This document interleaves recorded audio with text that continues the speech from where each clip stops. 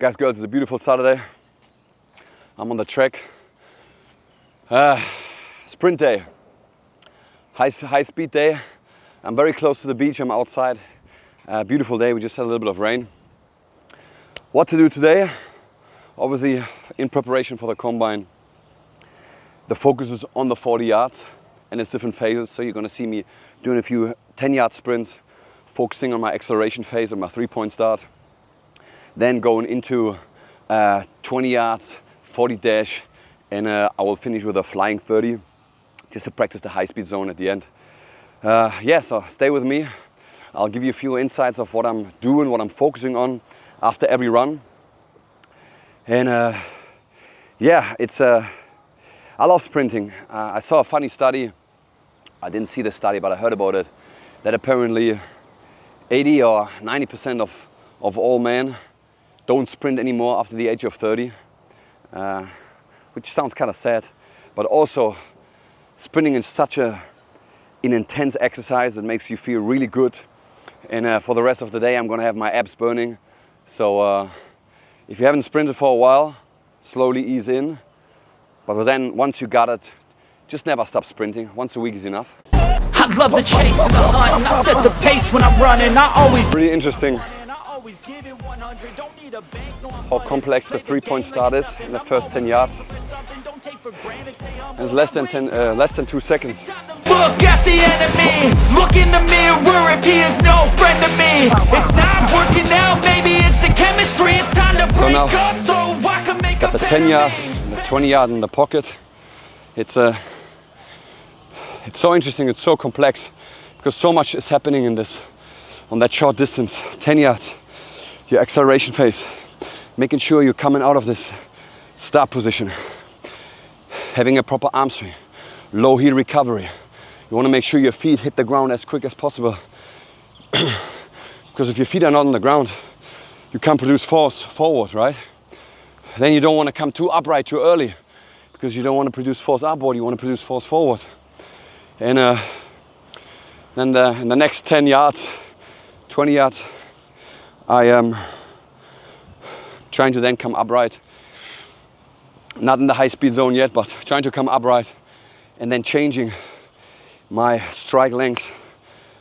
And I'm honest with you, I have no idea if I've done the things right I was focusing on. I gotta check the video. I'm always filming myself because things go so quick. But that's the practice.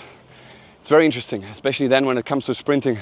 It's a massive difference if you run a 5.01 or a 4.59 or whatever it is, right? It's almost the same time, but it's not, you know. I can tell you, I was, let's call it a born sprinter, right? I was never a distance runner.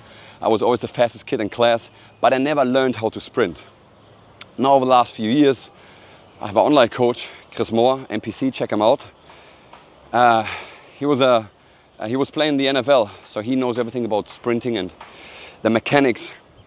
And now just focusing on the things he tells me to do, knowing the different phases, knowing what your arms and legs are doing, makes a massive difference. Still have to incorporate it, right? Like knowing is not doing, but that's how we train, that's how we practice. Also guys, back when I was a student at the German Sport University, I had great teachers, great tutors, professors, and there was this rule of thumb.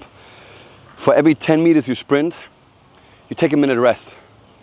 Yeah, that means if you sprint 40 yards, the rule of thumb would be kind of 4 minutes. I'm doing 5 minutes, my next one is going to be 40 yards. The point I'm trying to make is when you sprint, you're not trying to get tired. You're trying to keep or run with maximum speed, right? And that is a very, very high intensity. So if you want to train that, you have to rest. Right now, I'm resting 2.5 minutes. I can feel I can go again and again and again. But what I might not feel, but see at the time that my top speed is declining, which means I'm not training what I'm supposed to train. So be patient and rest. Rule of thumb, 1 minute for every 10 meters you sprint. Okay, I'm now doing the 40 yards. trying to put everything together, acceleration or 3-point start, acceleration, then transitioning to the high-speed zone and trying to finish best time possible, right? So I can make a better me. Better believe in your mind, cause it's everything. You can mold, shape, find almost anything. All it takes is some time and some clarity to find your identity. I think I can get faster. We got one more. Guys, the hardest part, and everyone who's a martial artist knows that, the more relaxed you are, the faster you are. So squeezing the fist and trying to be tight feels strong and powerful, but it's slowing you down. So now me trying to get faster in my next sprint is more of a mental game, because what often happens, you try to be faster by trying to be faster. You gotta relax. And yeah, that's easier said than done. So let's see how I can put this into practice.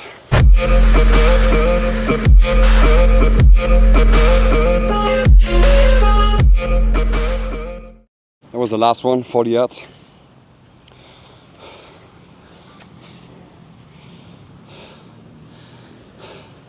I have to check the time. Felt good. I feel like I can again put the drills I'm doing in my warm-up, the feedback I'm getting from my coach, I can put this together. Because it's 40 yards is not long. If it's not long, you don't have much time to do things right. But at the same time, there's a lot of things you have to do right. As explained before, your 3-point start, the 10 yards, the high-speed zone. There's so much you can do wrong. Like one wrong step, which could create a break in motion that will slow you down massively. So I think it's super exciting to think about that kind of stuff, and I'm watching videos on YouTube and I film myself, I watch myself sprinting and trying to figure out where could I be faster. Yeah, we're gonna finish off now with the flying 30s. That means I'm skipping the acceleration phase. You're gonna see me jogging, building up some speed over a longer distance, and then just hold it for 30 yards just to practice the high-speed zone. And then we're good for today.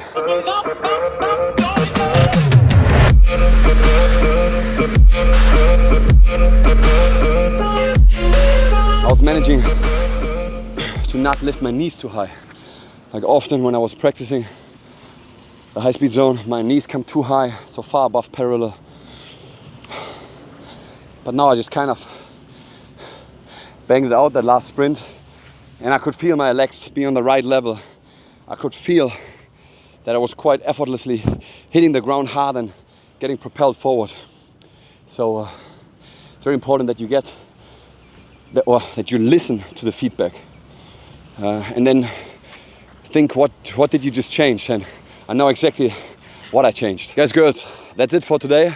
My sprinting session is done. Took me 47 minutes, so it's quite a short session. Pretty much all I want you to do is get back into running, fast running and sprinting. It's highly beneficial. I feel super relaxed right now. I'm gonna go have my breakfast, visit the sauna, the ice, and then my Saturday starts. A little bit of a weekend. And yeah, as usual, I would love to see you out here in Phuket. If you got any questions of how to come to Bangtao Muay Thai or how to connect with me, shoot me a message on Instagram, peterfornik_KCA, and I always try to help. Stay strong.